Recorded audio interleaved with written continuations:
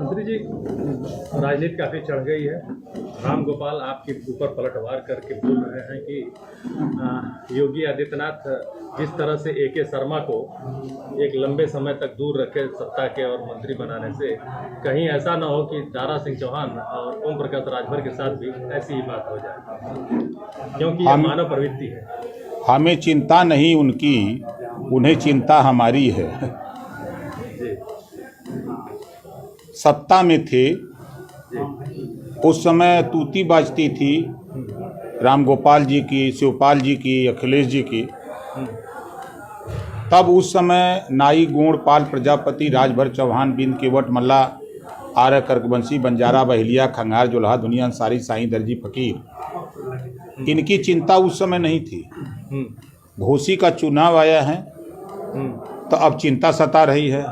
सच्ची बात तो कड़वी लगती ही है, सच बात कड़वी लगती है। 4 बार की सरकार में आप उठा के देखिएगा इतिहास।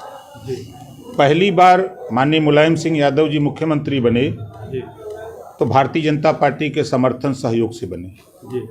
भारतीय जनता पार्टी के सहयोग से मायावती जी मुख्यमंत्री बनी, 1 बार नहीं 3 बार। भारतीय जनता पार्टी के सहयोग से आज ओम प्रकाश राजभर भी उत्तर प्रदेश में पिछड़ों का नेता दिख रहा है। भारतीय जनता पार्टी के सहयोग से संजय निषाद जी भी पिछड़ों के नेता दिख रहे हैं। भारतीय जनता पार्टी के सहयोग से आशीष पटेल जी भी पिछड़ों के नेता दिख रहे हैं। समाजवादी पार्टी कभी भी पिछड़े दलित को नेता नहीं बनने दिया, आदमी बना के रखा कि आप हमारे आदमी हो।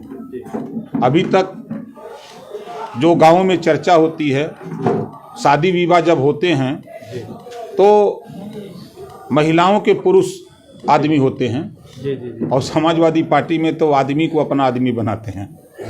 ये अंतर है। अच्छा, राम गोपाल ने एक बात और कह दिया, बड़ा कटाक्ष किया, कहा कि अगर इतना ही उनको है तो क्यों नहीं उनको प्रधानमंत्री बीजेपी बना देती ओम प्रकाश राजभर को। वो अपने विषय में चिंता करें, अब हमारी चिंता छोड़ दें, वो अपने विषय में चिंता करें। जस करनी वो सब भोग विधाता, नरक जात काहे पछताता। आपने जो पिछड़ों के साथ, दलितों के साथ, अल्पसंख्यकों के साथ जो किया है, कितने दिन तक कोई बर्दाश्त किया। इन्हीं लोगों की नाकामी की वजह से 2 जून की घटना याद है, समाजवादी पार्टी के ही गुंडों ने मायावती जी के साथ जो कुकृत्य किया था वो आज भी लोगों के जेहन में याद आ जाता है। और राजभर समाज 2 जून की घटना में सबसे ज़्यादा लात खाया तो राजभर समाज का नेता लात खाया। आज वही नेता समाजवादी पार्टी में लात खाने वाली गोल में खड़ा होके वोट मांग रहा है। जरा पूछिएगा कि 2 जून में आपको कितना लतियाए थे लोग, पूछिएगा, देखिए क्या उत्तर आता है उसका। राम गोपाल का ये कहना है, CBI जांच के ऊपर जो बात आई है कि रात में गुलदस्ता लेकर चले जाते हैं, वो कह रहे हैं कि कांग्रेस के शासन में नेताजी पर CBI जांच हुई थी, उसमें क्लीन चिट मिल गया और हमारे बच्चे का और हमारे बेटे उटे का तो कहीं कोई नाम ही नहीं है इस तरह के घोटाले में। वो क्या बात करेंगे? नहीं, देखिए, झूठ बोले कौआ काटे है ना। जी। मैंने देखा कि आप लोगों के चैनल पे जब खनन में गायत्री प्रजापति की फाइल खुली तो उसमें अखिलेश जी का नाम आया। जब गोमती रिवर फ्रंट का मामला आया तो उसमें भी अखिलेश जी का, शिवपाल जी का नाम आया। जग जाहिर है, कोई नई बात मैं नहीं कह रहा हूँ। और उसमें राम गोपाल जी के भी बेटों का नाम आया था उस फाइलों में। अब ये लोग रात को गुलदस्ता ले जाके भेंट करके और सिफारिश करके अगर अपना नाम निकलवा लें रात को, तो जो आरोप लगाते हैं कि बहुजन समाज पार्टी भाजपा की बी टीम है, लेकिन ओम प्रकाश राजभर कह रहे हैं कि भाजपा की असली बी टीम समाजवादी पार्टी है, जो बीजेपी को मदद करने के लिए तैयार है। उदाहरण देख लीजिए, लेकर नाम नसीबों का, चूसा खून गरीबों का, कहा PDA, घोसी एक सिंगल चुनाव, PDA चला गया NDA में, बचा क्या? एक PDA कह रहे थे, अरे बुद्धिमानी तो इसी में है कि PDA के अगवा यश जोड़ लो, उनको क्यों छोड़ दिए थे? आज उनकी याद आ गई, आप PDA को छोड़ दिए, यश को ले लिए।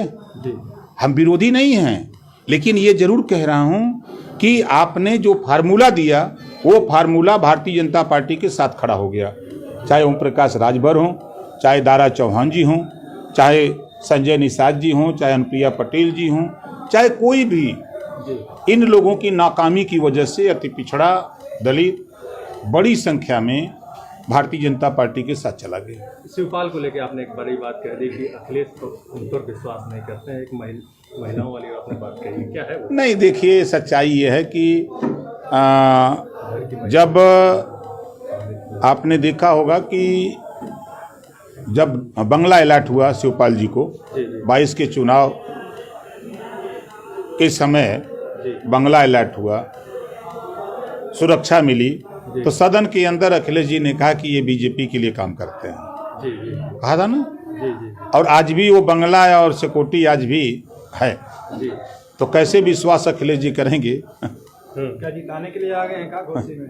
और क्या, वो भाजपा के बी टीम है। वो नहीं चाहते कि किसी चौहान का वोट हमको मिले, राजभर का वोट मिले। आप बताइए, राजभर क्यों वोट देगा? जो पीडीए की बात करते हैं तो टिकट देना चाहिए राजभर को, चौहान को, कोयरी को, पटेल को, बिंद को, निषाद को। तब पीडीए तो याद नहीं आ रहा है। तो जान रहे हैं कि पीडीए को हम नहीं टिकट देंगे। उधर से पीडीए को टिकट मिलेगा एनडीए से। अब पीडीए का विलय उधर करा दिए, एनडीए से आ गए दारा चौहान जी।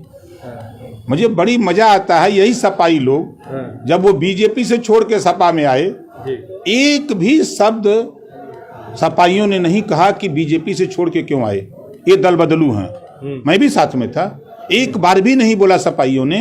आज जब सपा छोड़ करके भाजपा में आ गए तो एकदम जैसे लग रहा कि आंधी आ गई है। इतना चिल्ला रहे हैं गांव गांव, और वो सड़क पे चिल्ला रहे हैं। जब मैं तो गांव में हूँ, गांव की जनता, वोट गांव में है। वोट कुछ तो वोट ऐसे हैं जो माननीय नरेंद्र मोदी जी के नाम पे पोल हो रहा है, कुछ वोट ऐसे हैं जो माननीय योगी आदित्यनाथ जी के नाम पे पोल हो रहा है, कुछ वोट ऐसे हैं कि अलग अलग नेताओं के नाम से पोल हो रहे हैं। और समाजवादी पार्टी का नाम लीजिए तो जैसे मुंह में इमली डाल दीजिए, वैसा ही वोटर के वो नाम लीजिए तो जैसे मुंह बिचका ले रहे हैं कि का नेता तो हैं, यह पार्टी मिलल नाम लेवे के। अच्छा, रामगोपाल ने आज कहा है कि लोग यहाँ पे वोटर से परेशान हो गए, इतना ज़्यादा यहाँ पे चुनाव के लोगों ने वो कर दिया है।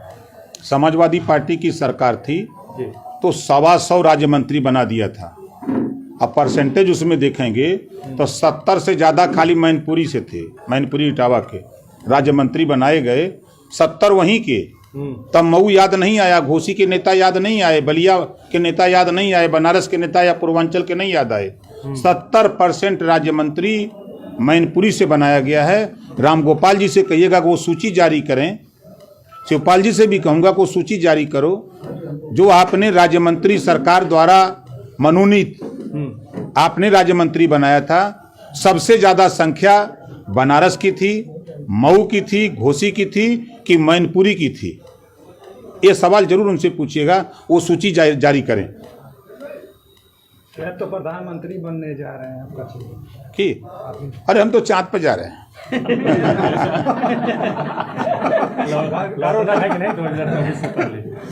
अभी चंद्रयान थी जाके वहाँ देख नहीं रहे हैं कि चंद्रमा पर स्थापित हो गया।